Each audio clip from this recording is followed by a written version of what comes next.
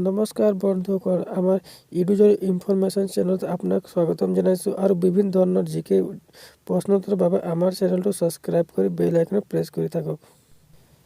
আজিৰ প্ৰথম প্ৰশ্নটো হ'ল, কেতিয়া অসমৰ পৰিবহণ বিভাগ স্থাপন হৈছিল?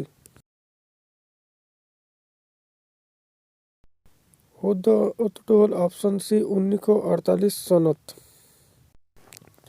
কোন দিনখন অসমত গড় দিৱস হিচাপে পালন কৰা হয়? শুদ্ধ উত্তৰটো হ'ব অপশ্যন চি, 22 ছেপ্টেম্বৰ। কোনখন চনত তেজপুৰৰ মানসিক চিকিৎসালয় স্থাপন কৰা হৈছিল?